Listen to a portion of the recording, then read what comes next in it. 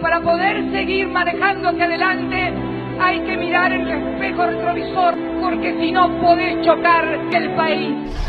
Arranca Retrovisor, lo que realmente importa de la semana que pasó para encarar la semana que comienza. ¡Sépanlo! ¡Estamos resueltos a ser libres! Un programa de Enrique Vox. Muy buenas noches, querida audiencia de Radio Independencia y Retrovisor. Preparen papel y lápiz que les vamos a pasar nuestro número de contacto. En este, como en todos nuestros programas, privilegiamos la comunicación popular. En la comunicación popular, los oyentes también hablan. Hoy el segmento está a cargo de... La semana próxima podés ser vos mandando un audio de máximo 6 minutos al más 54 9 11 37 80 39 60.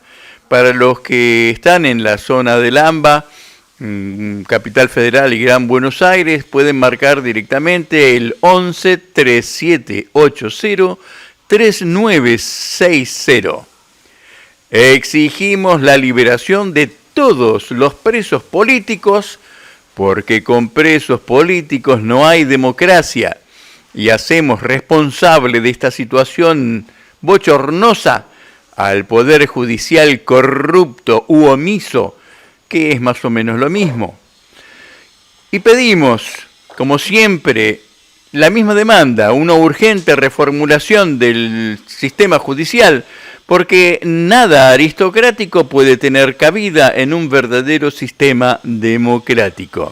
Ahora vamos al compacto de veracidad, un paquete de información condensada. Vos después puedes pedir qué tema te gustaría ampliar o hablar del tuyo propio, el de tu barrio, el de tu problemática.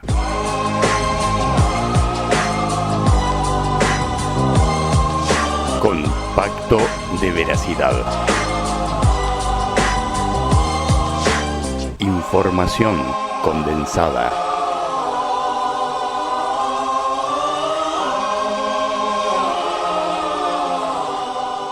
Internacional, la agencia rusa de noticias Russian Today levantó el tema de la cuarentena en Argentina. El presidente Alberto Fernández decretó un aislamiento total para la región metropolitana de Buenos Aires, donde se produce el 97% del total de los infectados. Esto se extiende hasta el 14 de julio. Se debe al fuerte incremento de los casos de las últimas semanas a partir de la habilitación de algunas actividades no esenciales y la reapertura de comercios. Si aumenta la circulación, aumenta el contagio, dijo el mandatario, y agregó que la nueva modalidad comenzará a regir desde el 1 de julio. Solo podrán movilizarse los trabajadores esenciales. Argentina, según el Ministerio de Salud, ya confirmó un total de 52.457 contagios, de los cuales 1.167 fallecieron. Esto dijo el presidente. Así que les pido que nos ayuden, que nos ayuden. Si ustedes nos ayudan, todo será más fácil. Si ustedes entienden que lo que les estamos proponiendo es cuidarnos, todo será más fácil. Si ustedes entienden que lo que queremos es que no nos pase lo que pasó en Europa, donde las camas se agotaron y tuvieron que elegir quién se salvaba y quién no se salvaba, ustedes entenderán más fácil. Y yo quiero decirles algo. No saben cuánto valoro la libertad, pero la verdad quiero recordarles algo. La libertad se pierde siempre cuando uno muere. Sin embargo, en la última marcha anti-cuarentena se pudieron recoger testimonios con argumentación de enorme validez en contra de la cuarentena. Escuchamos a esta sabia anciana. Gracias. Algunas de las opiniones de las personas que se van arrimando. Sí, decime. No queremos ser Valenzuela, queremos ser libres. No quiero ser Venezuela. Valenzuela, queremos ser libres. Y es verdad, a esta altura de la vida, ¿quién quiere ser Valenzuela? Estados Unidos. Una jueza ordena liberar a los niños migrantes de los centros de detención familiar. Se estableció la fecha límite del 17 de julio para que los niños sean liberados con sus padres o enviados a los patrocinadores familiares. La orden de la jueza del Distrito de Estados Unidos, Dolly Gee, se aplica a los menores detenidos por más de 20 días en 3 centros de detención familiar en Texas y Pensilvania, operados por el Servicio de Inmigración y Control de Aduanas. Algunos han estado detenidos desde el año pasado. Citando la reciente propagación del coronavirus en 2 de las 3 instalaciones, Gee estableció que la fecha límite del 17 de julio para que los niños sean liberados con sus padres o enviados a los patrocinadores familiares. La Cámara de Representantes de Estados Unidos aprueba un proyecto de reforma policial. La Cámara de mayoría demócrata ha aprobado un proyecto de ley para reformar la policía que limitaría las prácticas de detención de los agentes y aumentaría las responsabilidades de los uniformados que se excedieran en el uso de la violencia. Esta ley podría ser rechazada en el Senado ya que los republicanos tienen mayoría y el propio presidente Trump amenazó con vetarla. La Embajada de Rusia en Estados Unidos denuncia amenazas tras un artículo falso del New York Times sobre talibanes.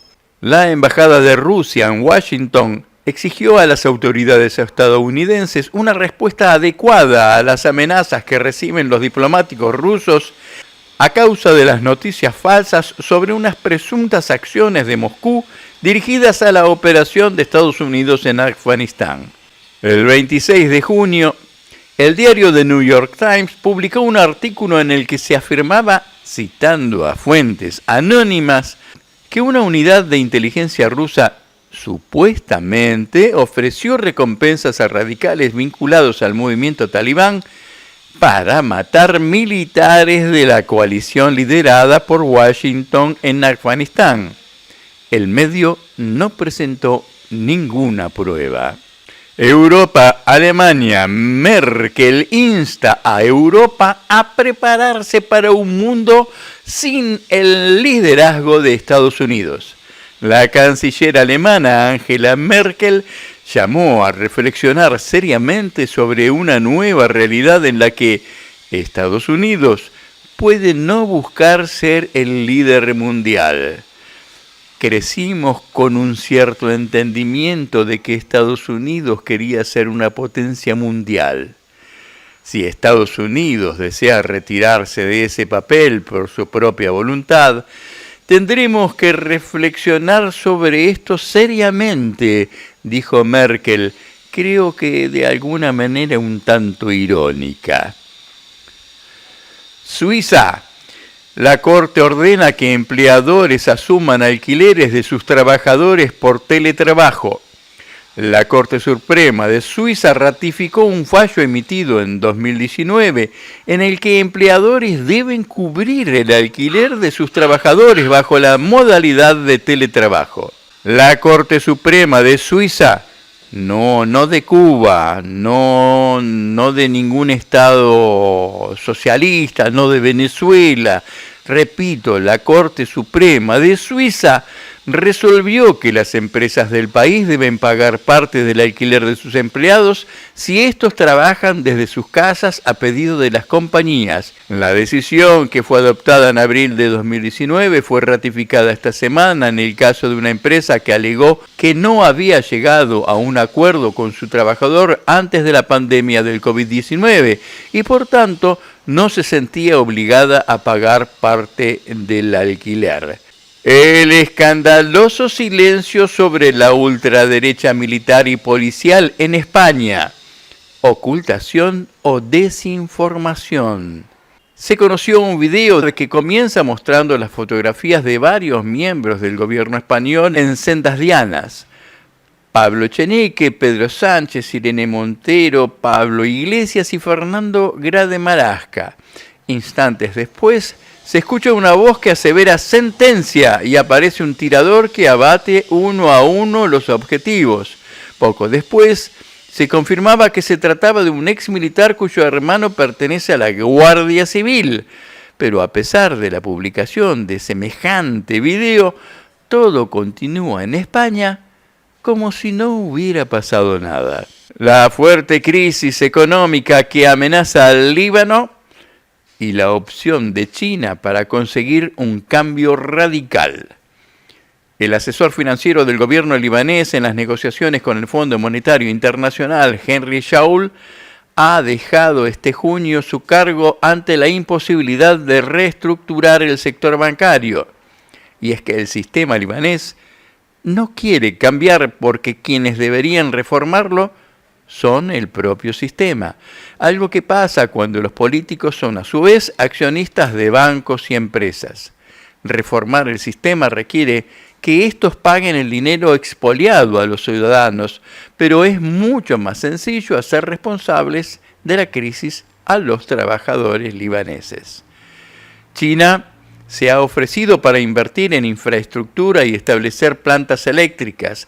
La oferta china es una de muchas y estima en $12.000 millones las inversiones, que ayudarían sin duda a reinventar el modelo libanés para convertir el país en autosuficiente, con un modelo más próspero que el actual basado en el turismo, el sector bancario y el sector inmobiliario. Aviones, cazas israelíes lanzan ataque contra la Franja de Gaza. Esta es la segunda agresión armada de Israel contra la Franja de Gaza en el mes de junio. Los ataques se dan a pocos días de la fecha prevista para el inicio del plan de anexión israelí de partes de Cisjordania. Aviones de combate de las Fuerzas de Defensa de Israel bombardearon este viernes la Franja de Gaza en represalia por el lanzamiento de misiles desde el territorio palestino. Alerta de hambruna que amenaza a niños yemeníes por el COVID-19. UNICEF alerta del peligro de la COVID-19 para la situación ya de por sí precaria que los niños yemeníes están pasando en esta campaña de agresión y bloqueo saudí. El Fondo de Naciones Unidas para la Infancia publicó el viernes un estudio titulado Yemen, 5 años después, niños, conflicto y COVID-19, donde alertó que los niños yemeníes podrían verse empujados al borde de una hambruna en plena pandemia del nuevo coronavirus. Yemen culpa a Arabia Saudí por el brote de COVID-19 en su país. 30.000 niños podrían desarrollar desnutrición severa aguda, potencialmente mortal, durante los próximos 6 meses. Microsoft anuncia el cierre de casi todas sus tiendas en el mundo. La empresa estadounidense Microsoft Corp anuncia que cerrará la casi totalidad de sus tiendas en el mundo, ya que el grueso de las ventas se hace por Internet. El gigante tecnológico ha indicado en un comunicado divulgado este viernes que cerrará todas sus tiendas excepto en 4 localidades: Londres, Nueva York, Sydney y Redmond.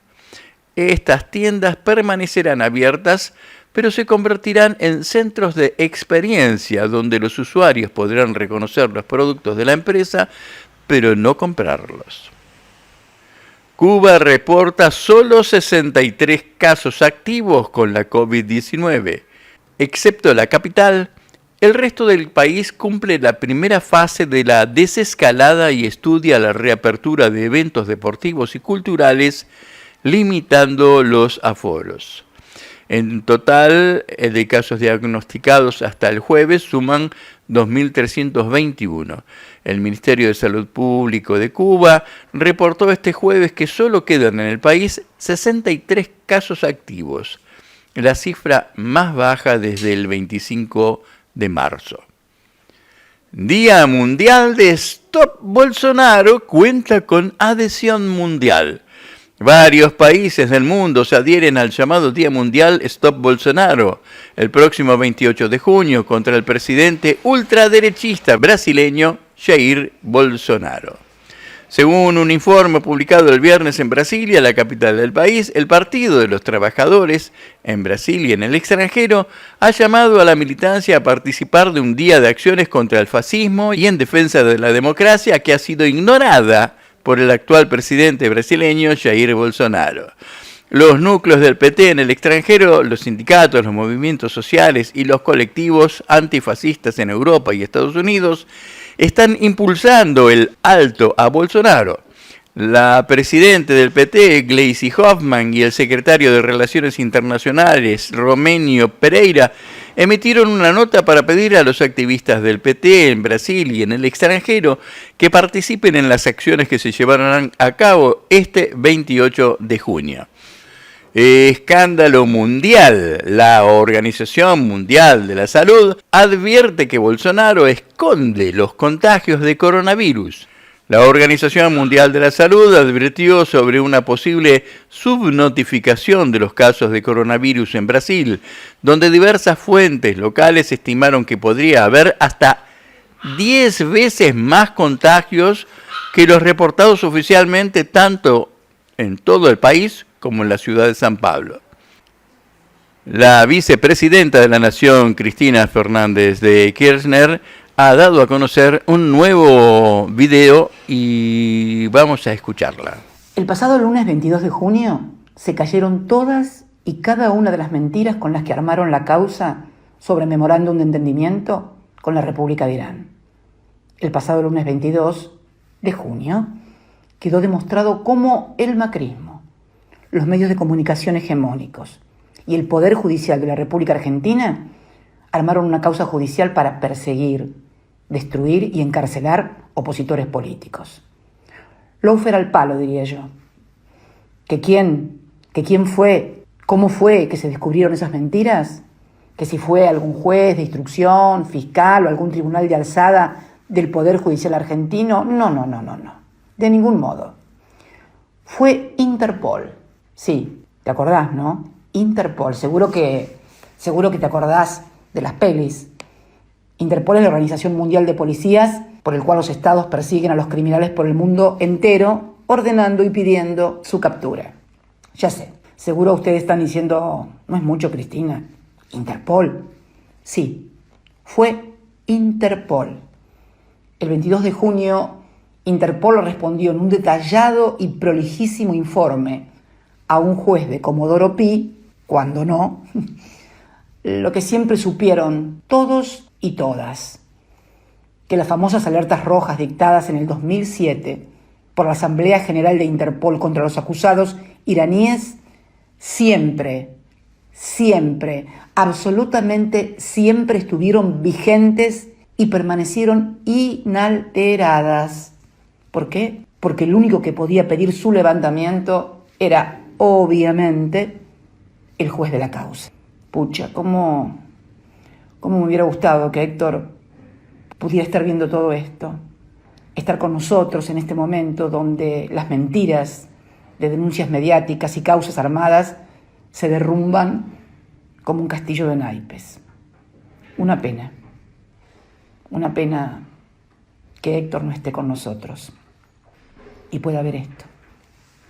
Y también una inmensa pena que sea un organismo internacional el que finalmente haya tenido que venir a hacer justicia en mi país, que también es el tuyo.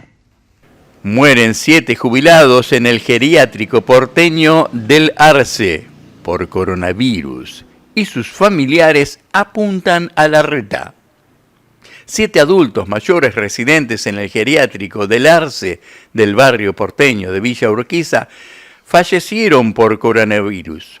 Lo informó el Ministerio de Salud de la ciudad, que indicó que un total de 30 residentes y 15 trabajadores del lugar se contagiaron durante mayo, y a pesar de los esfuerzos médicos, 7 adultos mayores que se contagiaron fallecieron.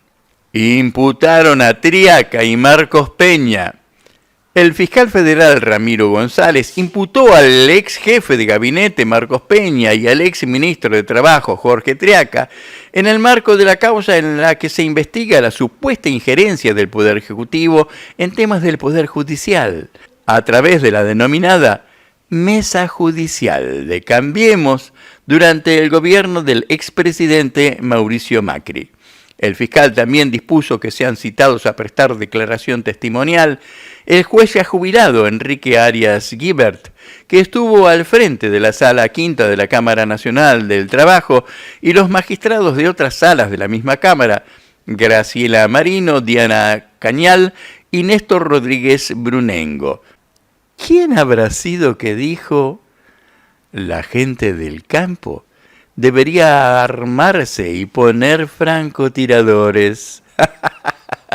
El heredero de corrupción Miguel Bogiano fue el perpetrador de semejante apología de la violencia. Miguelito Bogiano, el que falsificó un video de la BBC y la cadena inglesa lo obligó a bajarlo. El que violó el artículo 205 de la Constitución Nacional al pedir que la población salga a las calles a reclamar por Vicentín, entre otras cosas, en plena cuarentena. Poner en riesgo la salud de la población en plena pandemia es un delito que prevé una pena de 6 meses a 2 años de prisión. Me parece poco. El hijo del juez de la Corte Suprema, menemista, que ayudó a que Mauricio Macri no recibiera una condena por una causa de contrabando que había sido probada por los expedientes judiciales. En septiembre del 2005, el Senado de la Nación, con más votos de los que pide la ley, destituyó al juez de la Corte Suprema, Antonio Bogiano, papi de Miguelito Bogiano. Fue considerado culpable de mal desempeño en sus funciones en 6 de los 14 cargos con que fue acusado por su trabajo en 3 causas: Meller, Dragonetti, de Román y la causa de Macri, popularmente conocida como Contrabando Sebel. Además, la Cámara Alta también resolvió inhabilitar a Bogiano para ejercer cargos públicos por tiempo indeterminado. Miguelito tiene un odio visceral contra Cristina y todo lo que la rodee porque fue la más dura crítica al alegato planteado por los defensores del juez corrupto. Hasta ahora viene zafando, pero se le puede complicar porque su arenga viene dando resultados nefastos, por cierto. A algunos chacareros, los chacareros son como el Forté, le das una vuelta de manija y arrancan. Escuchá lo que andan diciendo. Sabemos que el Código Penal no va a ser reformado y se ha visto a muchos de los asesinos sueltos de las cárceles por los Fernández en todo el sur y centro de Santa Fe, en bandas armadas, rompiendo silos bolsas de soja, cortando alambrados, quebrando, rompiendo por las rutas y las rutas libres de policía y de todo lo que ustedes se imaginen. Les pido y les ruego que se trasladen a sus campos, que tengan todas las armas disponibles y que si aparecen las bandas armadas del kirchnerismo a destrozar el trabajo de un año, les tiren y no tiren al aire, tiren a los autos, tiren a la cabeza, tiren al cuerpo, pero no dejen de tirar. El país está destruido, solo nos queda la rebelión. A bala, tiren mis amigos, tiren, es lo único que entienden estos mafiosos, delincuentes, bandidos. Y al que aparezca de noche, espérenlo y bala, por favor. Para lo que no arrancan nunca es para poner a los trabajadores en blanco, para dejar de evadir, contrabandear y fugar capitales. Una plaga de langostas avanza por Argentina y mantiene en alerta a Brasil. En Argentina luchan por contener una plaga de langostas que avanza en el interior del país. Las autoridades indicaron que no hay peligro para la salud de las personas y animales. Se prevé que afecten también a varios países limítrofes. Este jueves se declaró la emergencia en 2 estados del sur de Brasil. La nube de langostas avanza a unos 150 kilómetros por día. Primero la plaga de los ojeros, que se comieron varios bosques para hacer sus negocios, y ahora esta. Estaremos haciéndole competencia a Egipto con las plagas. El portal Unidad Popular presentó el tercer informe sobre la empresa Vicentín. El informe de la firma Vicentín, radiografía de los muertos y algunos vivos de Vicentín, elaborado por Claudio Lozano, director del Banco Nación, donde se analiza la composición de la deuda sujeta a concurso preventivo. El informe que allí se presenta detalla la composición de la deuda del Grupo Vicentín en el marco del concurso de acreedores del total adeudado, 99.345 millones.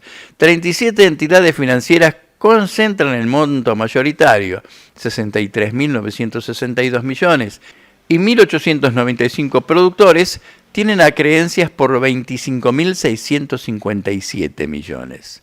Para Lozano, según el tipo de acreedor, el 64% está en manos de entidades financieras, el 30% en productores de granos, el 5,5% en sociedades, artículo 33, el 2,3% en productores de bienes y servicios y el 1,7% en instituciones impositivas y aduaneras y el 0,4% en accionistas.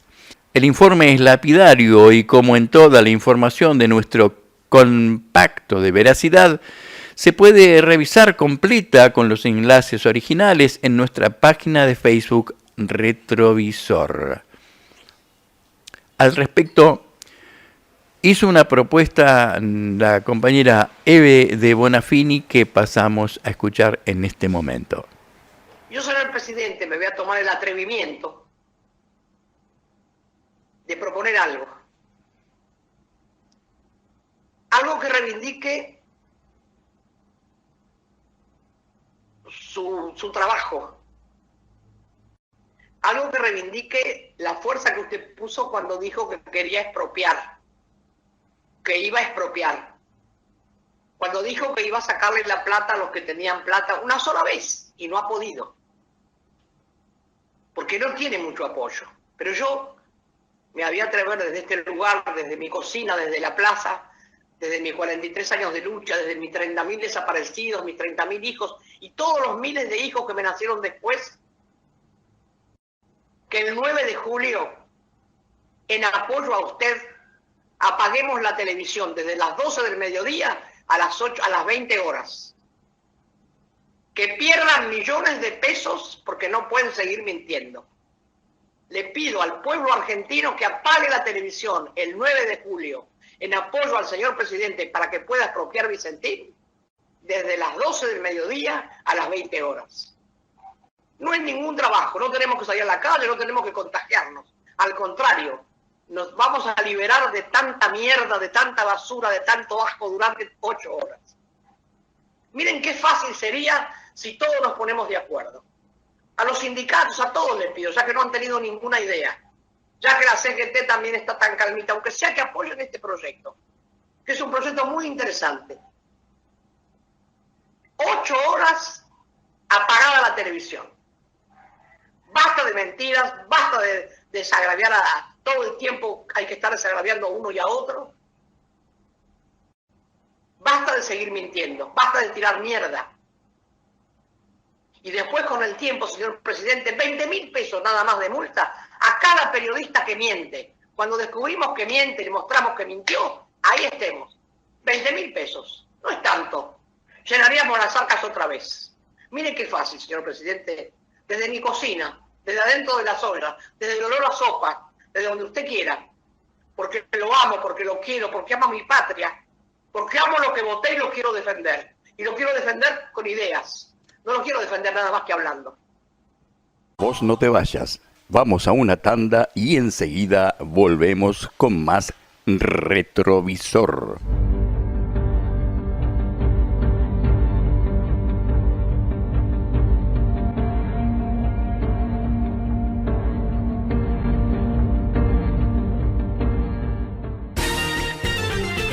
Desde Buenos Aires, República Argentina, transmite Radio Independencia. y al mundo en www.radioindependencia.com.ar.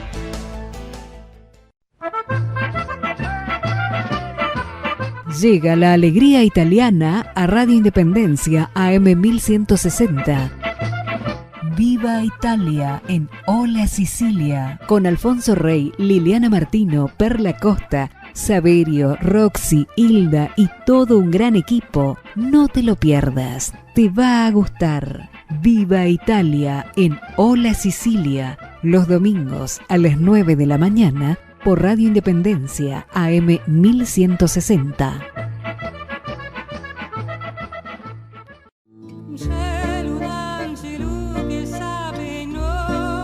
Chiamami, programa sociocultural ítalo-argentino.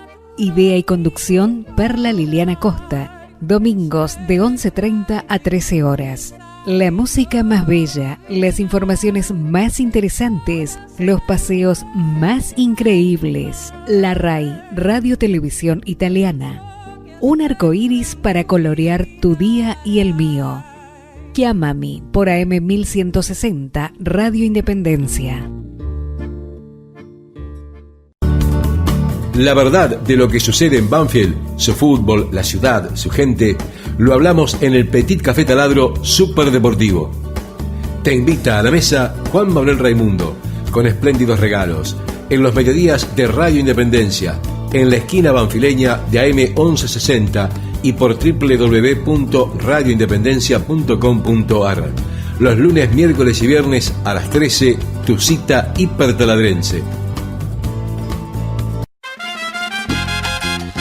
Todos los lunes de 16 a 18 escucha 100% Salsa y el segmento de Cumbia Colombiana con Claudio Armani. 100% Salsa por Radio Independencia AM 1160, lunes de 16 a 18.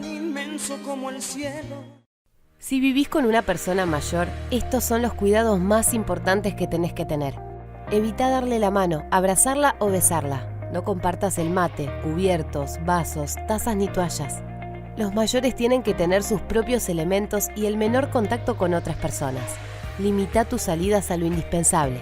Cuando ingreses a tu casa, deja el calzado en la puerta sobre un trapo humedecido con agua y lavandina. Cambiate y lava la ropa junto con el barbijo casero. Limpia y desinfecta los espacios. Seguí cuidándote. Para más información, llama al 120 o entra en www.argentina.gov.ar. Argentina Unida, Ministerio de Salud, Argentina Presidencia. Hablando de bancos, ¿vieron que Banco Provincia tiene una nueva app con la que podés mandarle plata a quien quieras, hacer transferencias a otros bancos o pagar en comercios? Una app muy práctica para esta época donde tenemos que quedarnos en casa.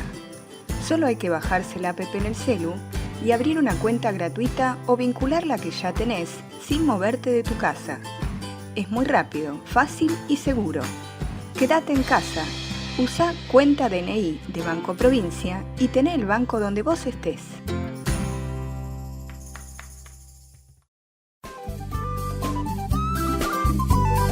Esta radio que te informa y entretiene es integrante de la Red Federal de Arbia, Asociación de Radiodifusores Bonaerenses y del Interior de la República Argentina, www.arbia.org.ar.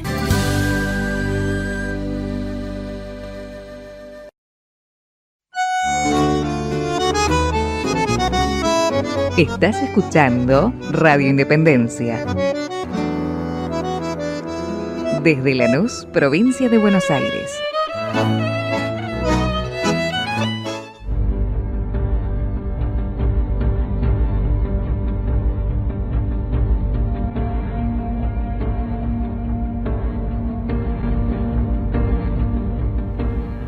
Cultura Argentina comparte arte en línea de más de 300 artistas, informa Telesur.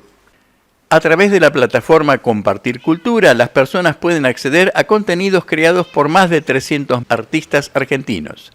Más de 300 artistas compartieron este martes su arte por medio del espacio virtual del Ministerio de Cultura de Argentina. Pero no todo es flores. Hubo una movilización a Plaza de Mayo con propuestas de medidas urgentes por parte de un sector de la cultura. A través de una performance en vivo y con pedidos de propuestas concretas, trabajadores de la cultura, la fotografía y la TV se movilizaron a Plaza de Mayo ante la crisis desatada por el parate en el sector. Nucleados a través de distintas organizaciones, dirigieron una carta a la jefatura de gabinete en la que reclaman una compensación salarial, la tarjeta alimentaria, el pago de montos adeudados, la exención del monotributo, la suspensión de pagos de alquileres y servicios de espacios. Proponen como método de financiamiento un aporte extraordinario a las plataformas virtuales. A través de altoparlantes en la calle y en diálogo con el portal La Vaca, relatan situaciones angustiosas y la forma de aunar este reclamo inédito. La pandemia y la cuarentena vienen a exhibir crudamente las condiciones de deterioro en las que nos encontramos los trabajadores de la cultura y los artistas.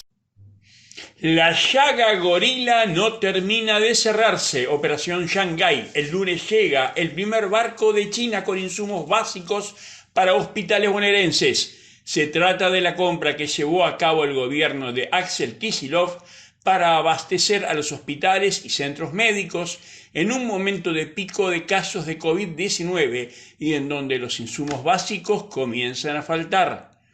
La Plata, 26 de junio, Infogey.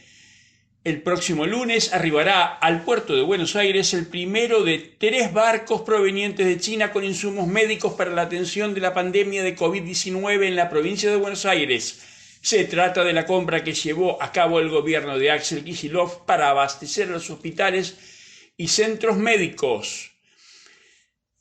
El primer barco tiene 4 contenedores, lo cual implica una carga de 2 aviones con 2 millones de barbijos, 2 millones de barbijos N95 y 2 millones de guantes, sostuvo la subsecretaria técnica, legal y administrativa del Ministerio de Salud bonaerense, Victoria Anadón.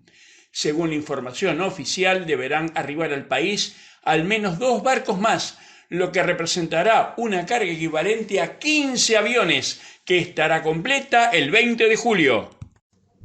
Homeopatía para tratar el coronavirus. La homeopatía también ayuda a tratar el COVID-19. El medicamento no actúa sobre el virus, sino sobre el paciente y ayuda a equilibrar el sistema inmunológico, afirman especialistas.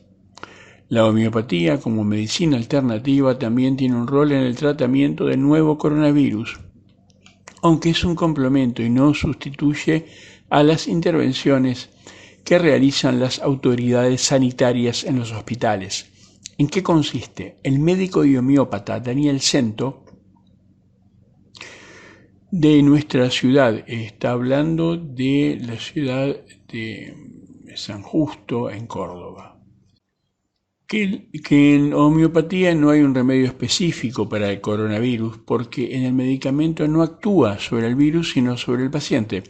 El medicamento homeopático actúa a equilibrar el sistema inmunológico del paciente para dar una respuesta más eficiente ante cualquier patógeno y a la vez provoca un estímulo para que el organismo repare y restablezca sus funciones vitales. Explicó Cento, quien brinda atención gratuita a través de su página www.danielcento.com.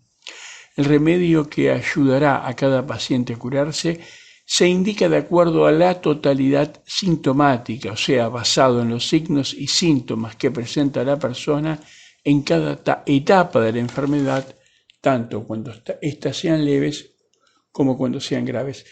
Acá lo que hace en la nota, hace un relevo histórico de la intervención de la homeopatía en otras pandemias, como la gripe española, en la que murieron más de 20 millones de personas, 500.000 en Estados Unidos. Y dice que Dean W.A. Pearson de Filadelfia recopiló 26.795 casos de gripe tratados por homeópatas con una tasa de mortalidad del 1,05%, mientras que la tasa media de mortalidad entre los pacientes tratados por médicos convencionales fue del 30%. Estas tasas pueden generalizarse a otras poblaciones según el historiador John Winston. En Rusia también, entre los años 1830 y 1831, la homeopatía se usó para tratar a 1.270 pacientes con cólera en las provincias de Saratov, Tambov y Tver. De ellos, 1.162 se curaron y 108 fallecieron. Tasas similares en los resultados del tratamiento homeopático para el cólera se observaron en Hungría, Marren y Viena. Un grupo de 3 estudiantes platenses resultó finalista en el programa de la convocatoria Open Space, un programa espacial para jóvenes organizados por Satellogic y Academia Exponencial, que tiene por objetivo generar ideas innovadoras de aplicación para nanosatélites e incentivar el trabajo en equipo. Estos muchachos son, y muchachas, Aldana Aguilera, de la carrera de Ingeniería Aeroespacial, Emilio Valladarini, de Ingeniería en Computación, y Facundo Biagio, estudiante de Ingeniería Aeroespacial. La misión es sobre la detección de tormentas solares. Y dicen los jóvenes, proponemos armar nuestro nanosatélite con sensores capaces de leer el campo magnético de la Tierra en órbita y que perciba la perturbación que genera una tormenta solar, datando sobre su valor e intensidad. Actualmente tenemos un prototipo de bajo costo que armamos con el aporte del Laboratorio Tecnológico de Buenos Aires, explicó Aguilera. Esto es lo que nos va a empujar a crecer como país. Estos jóvenes, la tecnología aplicada, el dinero del Estado invertido en proyectos de desarrollo tecnológico. Infobae Sección Mundo. China publicó el genoma del nuevo brote en Beijing. Este virus vendría de Europa, dice el título de la nota. Una de las hipótesis de los epidemiólogos asiáticos es que el virus nacido en Wuhan podría haber regresado desde Occidente a través de alimentos congelados, pero también podría haber estado oculto en el mercado de Xianfadi, sobreviviendo gracias a la humedad y a la oscuridad. China publicó este viernes el genoma del coronavirus detectado en un reciente foco de infección en Beijing, ya que suma más de 180 casos en una semana, lo que motivó nuevas restricciones de circulación y cancelación de cientos de viajes. La capital china había vuelto a una cierta normalidad tras 2 meses sin contagios, pero un repunte epidémico obligó a las autoridades a imponer el confinamiento en varios barrios y a efectuar el test de diagnóstico a miles de habitantes. Se sospecha que el origen de las nuevas infecciones podría ser el mercado mayorista Xianfadi, en el sur de la ciudad. Las autoridades publicaron nuevas informaciones sobre el rebrote epidémico y proporcionaron información sobre el genoma del virus a la Organización Mundial de la Salud, OMS, y a científicos extranjeros. Según los resultados preliminares de la epidemiología genómica, este virus vendría de Europa, declaró Zhang Zhou, un alto responsable del Centro Chino de Control y Prevención de Enfermedades. Pero es diferente de la cepa del virus que circulan actualmente en Europa. Es anterior, precisó en un artículo publicado por la Comisión Nacional Anticorrupción. Según él, se podría tratar de una versión del virus que circuló en el continente europeo hace varias semanas o meses. Zhang Yong baraja varias hipótesis. El virus habría podido venir de Europa a través de alimentos congelados o bien encontrarse desde hace tiempo en el mercado Xianfadi, donde habría sobrevivido gracias a la humedad y a la oscuridad. De ahí su parecido con cepas más antiguas. Es posible que el virus que provoca actualmente una epidemia en Beijing haya viajado desde Wuhan hasta Europa y haya vuelto ahora a China, estima por su parte Ben Cowling, profesor del Centro de Sanidad Pública de la Universidad de Hong Kong. Desarrollan en la UTN La Plata un recubrimiento biocida contra el coronavirus en el marco de la convocatoria Programa de Articulación y Fortalecimiento Federal de las Capacidades en Ciencia y Tecnología COVID-19 que impulsa el Ministerio de Ciencia, Tecnología e Innovación de la Nación. Fue seleccionado el proyecto de recubrimiento biocida para elementos de protección para personal sanitario y esto está a cargo de las doctoras Paula Alfieri y Guadalupe Canosa del Centro Citema de nuestra Facultad Regional La Plata de la Universidad Tecnológica Nacional. El proyecto fue elegido junto con otros 136 propuestas de un total de 541 que habían sido presentados por instituciones de ciencia y tecnología radicados en todas las provincias del país y recibirán un financiamiento de hasta 1 millón de pesos cada uno. Una de cal y una de arena en salud. Durante la cuarentena se redujo un 40% la realización de testeos de VIH. La disminución de los testeos es preocupante porque lleva a un aumento de la transmisión del virus, un retroceso en los significativos avances logrados hasta ahora. En promedio se notifican 5.800 casos nuevos por año en nuestro país, lo que implica un gran problema, esto lo aclaro en un tono más normal de la conversación, porque la disminución de la capacidad inmune en momentos de estrés, falta de alimentación, se hace más evidente. Y sigue la nota de InfoGay, La Plata, 26 de junio, o sea, el día viernes. Se estima que 139.000 personas viven con VIH en Argentina. De ellas, el 17% desconoce su diagnóstico.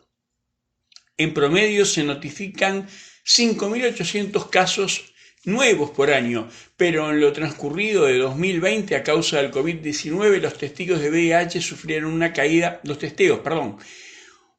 promedio del 40%. Ello se debe al cierre de muchos centros de testeo rápido y a la baja predisposición de las personas a concurrir a hospitales.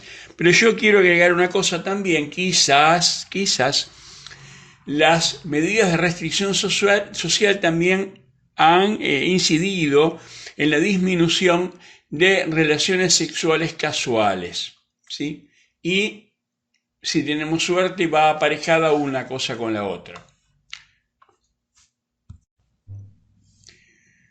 La Plata, 07 de mayo, InfoGay, médicos del Hospital Muñiz y el Hospital Piñero y el cura de una parroquia aseguran que aumentó exponencialmente el número de pacientes de tuberculosis en la ciudad de Buenos Aires. El jefe de área programática del Hospital Piñero, Eduardo Kopnoff, informó que los casos de tuberculosis en la capital federal van en aumento. En algunos puntos, incluso esos índices superan a países de África. Interesante, ¿eh? En nuestra zona triplicamos la tuberculosis de la ciudad, con tasas de entre 100 y 110, superando a países de África, afirmó Knopov, al Medio Tiempo argentino, en referencia a las zonas que abarcan a las villas 1, 11, 14 y 20. Muchas veces nos dan domicilios falsos porque son trabajadores de talleres clandestinos y temen perder su empleo. Abandonan el tratamiento y el bicho se hace resistente, continuó. Este es el gran problema de la tuberculosis. Se está desarrollando variedades de bacilos de Koch multiresistentes por la poca fidelidad y adherencia de los pacientes al tratamiento, que es largo, que es prolongado, y donde no hay contención otra que no sea la del espacio de atención clínica, evidentemente. Así vamos a terminar. El virus en animales. La Plata, 19 de junio. InfoGey.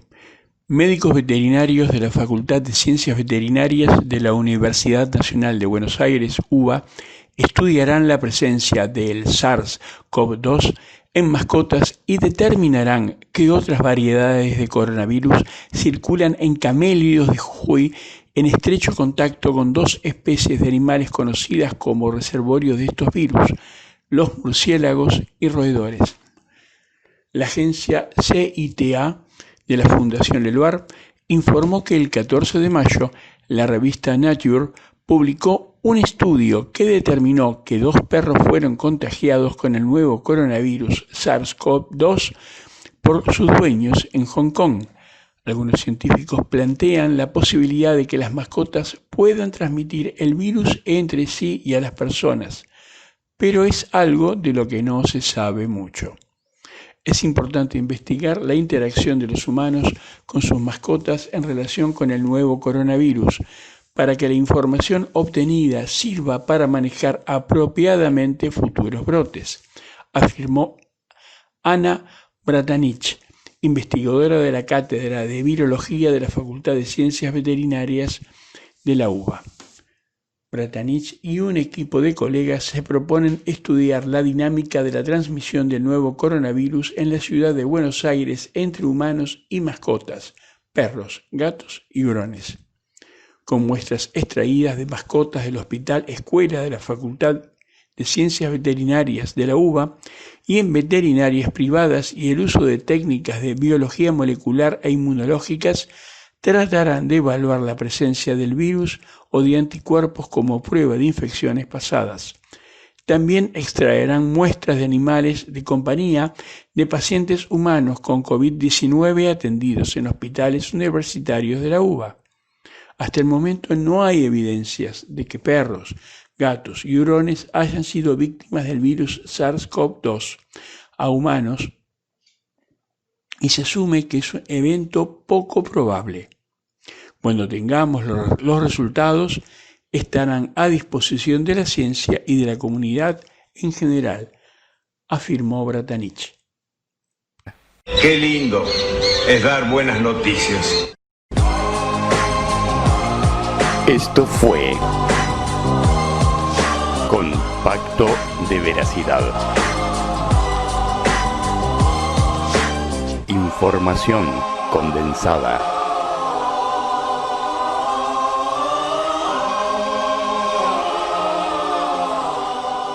Y ahora vamos a la columna de educación de la doctora Débora Pastrana. Soy Débora Pastrana. Hoy les voy a comentar sobre la situación de la educación en tiempos de pandemia. Hay una charla en YouTube, un Zoom muy importante, junto con Adriana Cantero, ministra de Educación de la provincia de Santa Fe, y Graciela Frigerio, doctora en Ciencias de la Educación, asesora del Ministerio de Educación. Trata la situación de los docentes. Primero recalca la cuestión, de ejercer el oficio de educador. Ese oficio que tiene una dimensión muy sustantiva para la sociedad porque produce efectos sobre las vidas en común, sobre los modos de vivir con otros y sobre el propio mundo interno del sujeto. Hay una mayoría de educadores sumamente implicados, comprometidos, jugados, osados, corajudos, emancipadores, y digamos que lamentablemente se produjo sin pensar el cese del camino a la escuela, que agarró apenas empezado el ciclo lectivo, apenas estaban empezando a conocer los rostros en algunos casos, entre alumnos y docente. Lo que digo yo es que los docentes están muchas horas por día, estando en contacto con los alumnos.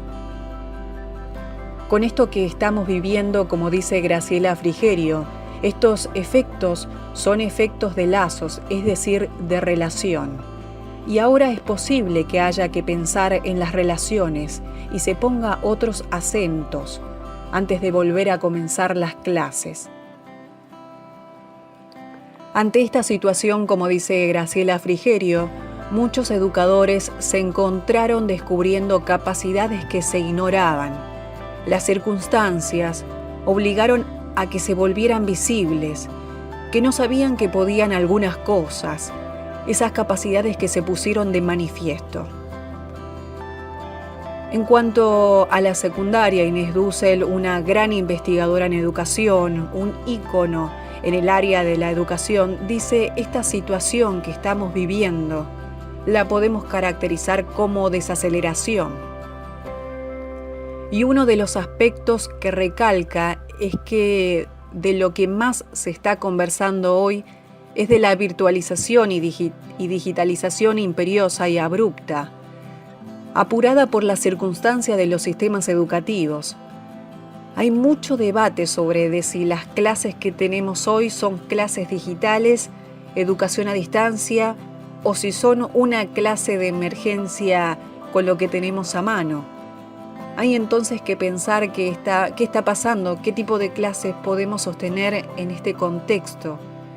Uno podría decir que muchas de las clases que tenemos hoy no son clases digitalizadas, como dice Dussel, porque hay poco de digital en muchos contextos que siguen necesitando formato impreso, de la televisión o de la radio, porque Internet no llega, porque es inaccesible por lo caro para muchas familias. En sí, hay mucho trabajo para dar una clase virtual, como diseñar una buena plataforma que acompañan escribir las clases, filmar las clases, diseñar actividades para ayudar a que los estudiantes se apropien de los contenidos. Y recién ahí, después de que uno tiene armado todo eso, entonces empieza a hacer ese acompañamiento para ver qué va pasando del lado de los estudiantes. Es muy buena la formación virtual, llega muy lejos. Entonces, en la mayoría de las veces no son aulas virtuales y lo que tenemos más cerca de la educación a distancia es demandar algunas actividades. Hay cursos en estos momentos de la televisión, de la radio, que está pasando en las escuelas secundarias de la provincia de Buenos Aires. Pero la mayoría de las veces uno pasa de una escuela presencial a una escuela sociotécnico diferente. Hoy estamos más instalados en dar clases en un contexto de emergencia y sin duda lo abrupto llegó a que tengamos que improvisar. Y se hizo, ¿no? Se hizo lo que se pudo. Además, hay un tema de cómo sostener la continuidad pedagógica. Ese es otro punto importante que destaco en Dussel, asumiendo ahora que hay condiciones diferentes a las que teníamos. Hay docentes, por ejemplo, que toman listas en institutos y en universidades y además en estos contextos no se puede exigir porque no todos tienen acceso a Internet. Entonces es más una cuestión de las instituciones tratar de ver, porque es que los alumnos no se conectan, hay que preocuparse por cómo están, que no se vaya, entender cuáles son las dificultades que tienen los alumnos. Hay muchas clases virtuales muy buenas y vale la pena aprender. Los futuros docentes además van a trabajar en sociedades cada vez más digitalizadas. También voy a destacar un tema muy importante con respecto a las universidades nacionales que diseñan incorporar la educación virtual en la pospandemia, que se han diseñado y experimentado durante este aislamiento ante la imposibilidad de las clases presenciales. Muchos aseguran que el sistema de educación virtual llegó para quedarse y muchas universidades tomarán exámenes virtuales. Teniendo en cuenta que Trota esta semana dijo que los universitarios, más que nada puso énfasis, ¿no?, en los universitarios, serán los últimos en regresar a las aulas, ya que, como dijo el ministro de Educación, hay universidades que por la alta circulación no pueden proyectar el ingreso a las aulas. Además, destacó que en algunas provincias podrían hacerlo luego de las vacaciones de invierno. Igualmente explicó que el nivel superior es el más preparado para la educación a distancia e inclusive la virtualización educativa.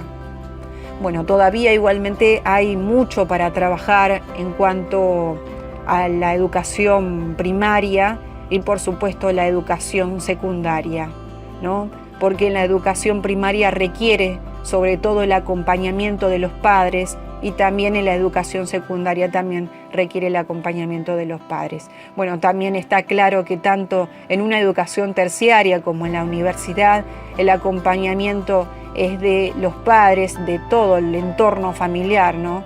Esto incluye a todo. Hoy en día la parte educativa en cuanto a las digitalizaciones, sobre todo por el acceso mismo a Internet.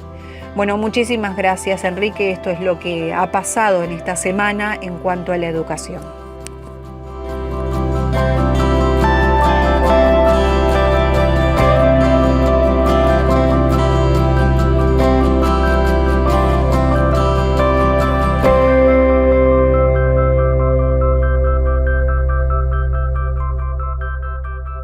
Vos no te vayas. Vamos a una tanda y enseguida volvemos con más Retrovisor.